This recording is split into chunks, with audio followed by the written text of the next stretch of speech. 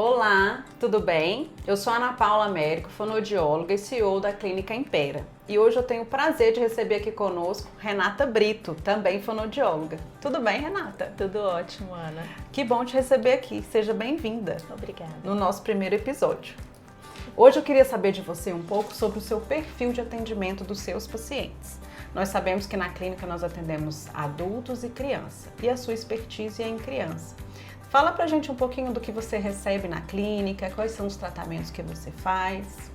Claro, Ana. Bom, aqui na Clínica Impera eu atendo pacientes a partir de 5 anos aproximadamente. Com 5 anos nós recebemos as crianças que têm mais a questão da troca do R, né?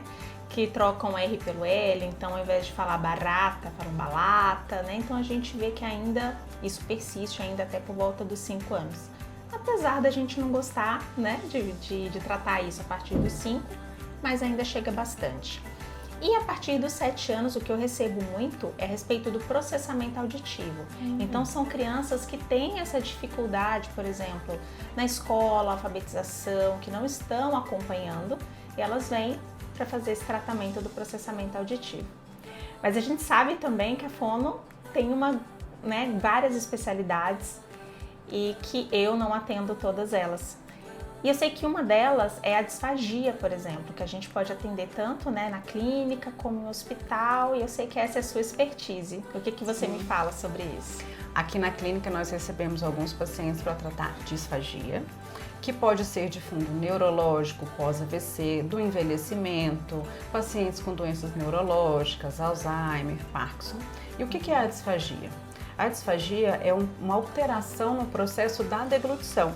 Então a gente, enquanto fonoaudiólogo especialista, que tem expertise nesta área, a gente trabalha com a musculatura de laringe, língua, lábios, visando esse fortalecimento.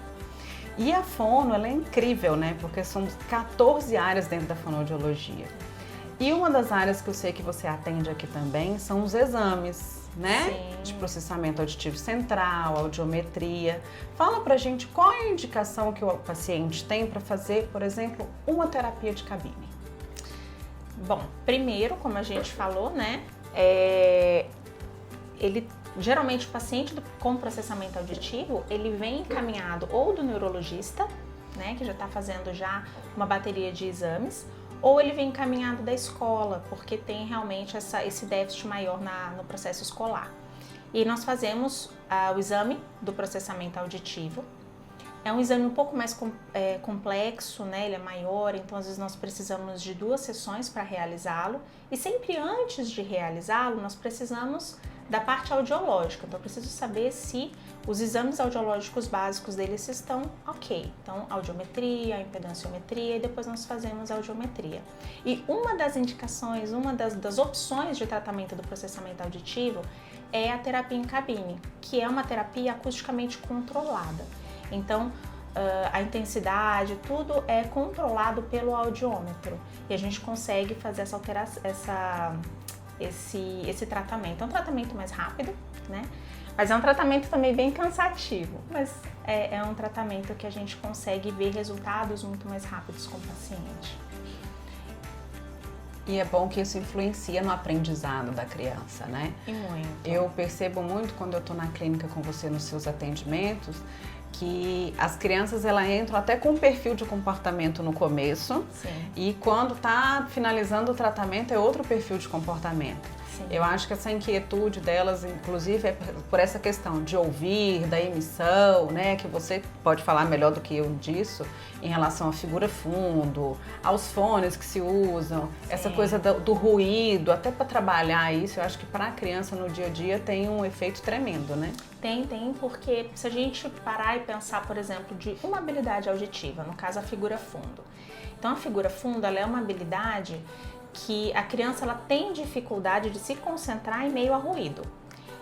E se a gente coloca isso no cotidiano, isso acontece o tempo inteiro. Sim. Então eu tenho a escola, enquanto ela está brincando com os coleguinhas, então tudo isso influencia. Até em casa, né? Eu recebo muito esse depoimento dos pais, de que se a criança está na frente da televisão, por exemplo, e chama, a criança não responde, ou se a criança está brincando com determinado brinquedo, chama e a criança não responde. E quando a gente vai começando a trabalhar isso, né, no paciente, ele muda esse perfil, porque aí o pai começa a chamar, ele começa a ouvir, até o relacionamento em casa modifica também. Então é visível realmente isso. Ai, que bom. E em relação aos outros exames, né? Na clínica hoje nós fazemos Bera, P300. Qual a indicação que esses pacientes têm? Todo paciente que faz PAC tem que fazer Bera e P300? Por que tem que fazer Bera? Por que tem que fazer o P300? Bom, o Bera, ele é um exame, é como se fosse uma audiometria também, mas ela é uma audiometria que não depende do comportamento do paciente, né? Então ele é um exame subjetivo e ele avalia também até tronco encefálico, então ele vai, se a gente pegar a via auditiva, ele vai até um pouquinho além da via auditiva. A gente consegue fazer diagnóstico de várias outras patologias, como por exemplo um tumor também. Tá? No caso do P300, o P300, esse nome P300 é o nome da onda que a gente procura. Então esse exame, geralmente a gente está vendo para avaliar a atenção do paciente. É um exame, são os dois, né? São exames super tranquilos, nós colocamos alguns eletrodos na testa e por serem potenciais auditivos atrás das orelhas também. E eles fazem deitados, tranquilo. A diferença do P300, por exemplo, é que o paciente ele precisa contar o estímulo que ele escuta. E a partir dessa contagem nós conseguimos avaliar essa onda, esse potencial que é o P300. Então ele é mais voltado para a questão de atenção. Renata, eu vou te perguntar uma coisa que a gente já teve na clínica e eu acho importante as pessoas saberem também. O paciente, a criança chega pra gente com uma sinusite ou com uma otite, né, com uma inflamação no ouvido, enfim, todo congestionado. O ideal é que ele trate isso com o médico para fazer os exames ou você faz os exames assim mesmo? Não, se ele está no processo agudo da doença, é melhor que ele vá para o médico, faça o tratamento e depois retorne para fazer o acompanhamento, né? Porque a gente usa audiometria e impedanciometria também para acompanhamento. Então nós auxiliamos o otorrino nesse processo também. E por que isso? Né? Alguns pais não entendem isso. Isso é importante porque se eu estou no processo agudo da doença, o paciente vai ter dor. Então eu vou começar a fazer o exame. A impedanciometria, por exemplo, que nós precisamos jogar uma pressão pequena, mas é uma pressão no conduto. Se tiver infeccionado, ele vai sentir dor. Então, o nosso objetivo não é dor, nosso objetivo é saber o que está acontecendo. Então, é sim, importante ir primeiro ao otorrino, fazer o tratamento, depois retornar pra gente. E aí também altera no resultado, não altera? Sim, altera. Outra coisa que eu queria te perguntar, em relação à incidência da repetição desses exames. Por exemplo, o paciente fez uma audiometria, que é um exame, né, que nós fazemos também. Ele tem que fazer de tempos em tempos ou não? Só se tiver uma alteração X, Y ou Z? Bom, o exame de audiometria, a gente tem que pensar assim, Ana. Todo ano nós fazemos check-up, né? Então, já é comum, todo ano nós vamos ao médico, faz exame de sangue, faz exames oftalmológicos. Por que não colocar os audiológicos também nisso? Né? Isso é muito importante. De acordo com o Conselho, né, Federal de Fono, os exames de audiometria a gente faz se a gente tiver alguma alteração, alguma queixa, queixa auditiva, isso. Se nessa queixa, se a gente faz o exame e dá alguma alteração, aí sim, nós precisamos repetir de 6 em 6 ou de ano em ano, a depender da queixa do exame encontrado, né, do resultado encontrado. E também vai depender de quadros auditivos, como a gente acabou de falar. Então, tive uma otite, fui no médico, tratei, eu preciso refazer essa audiometria para ver como que está a minha audição. Então, nesses quadros também é necessário que a gente faça esse acompanhamento. Que ótimo. E assim, você é uma fono muito completa, né? Eu sou fã, então eu posso falar.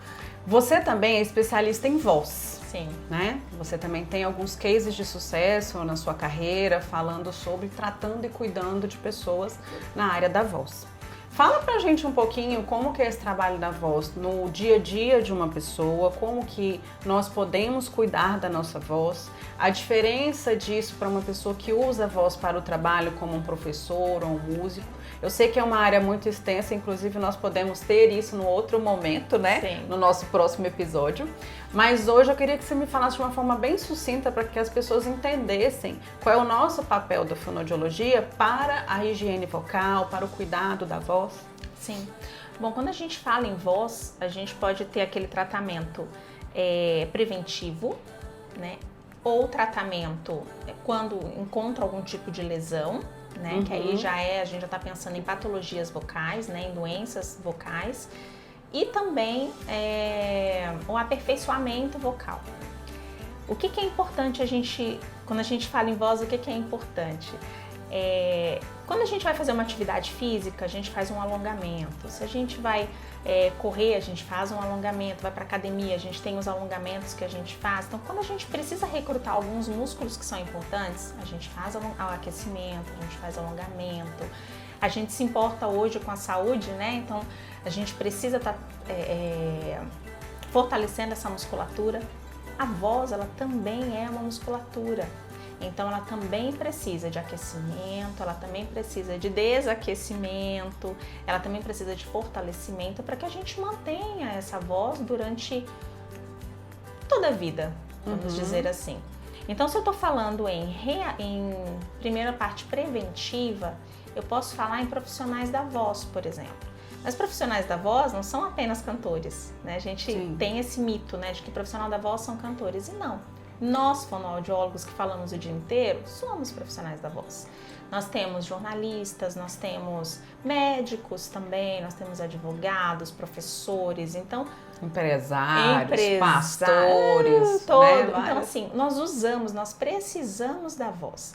É só pensar assim, bom, se amanhã eu amanhecer sem voz, o que eu faço? Não faço nada? Então, ok, então eu preciso cuidar da minha voz. E essa parte preventiva nós vamos trabalhar com o quê?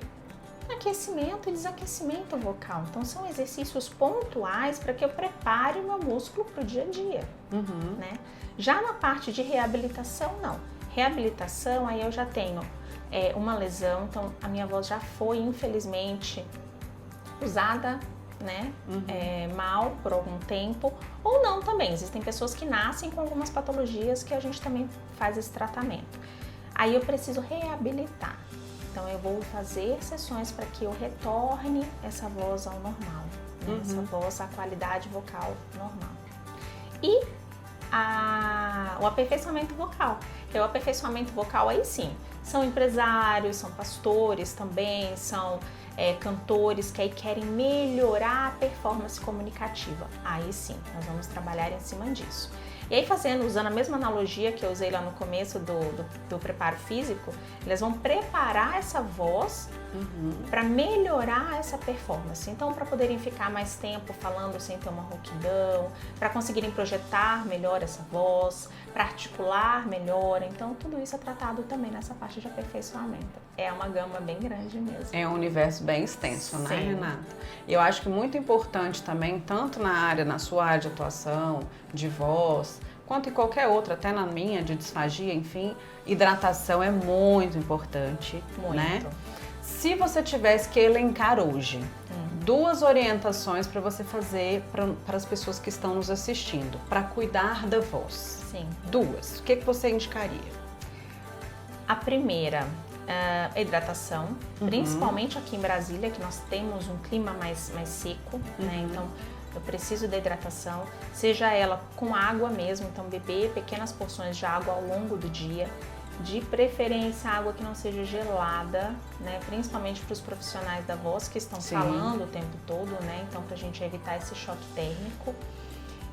E atividade física, porque a gente também precisa de todo o suporte respiratório. Sim, fortalecimento de diafragma, inspiração, expiração, tudo isso é bem importante. Então, seriam os 2 principais. Ai, que ótimo. Nossa, foi ótimo, adorei, viu? Foi muito bom te receber aqui hoje. Teremos mais encontros, viu? Ótimo. E muito obrigada por você que nos assistiu.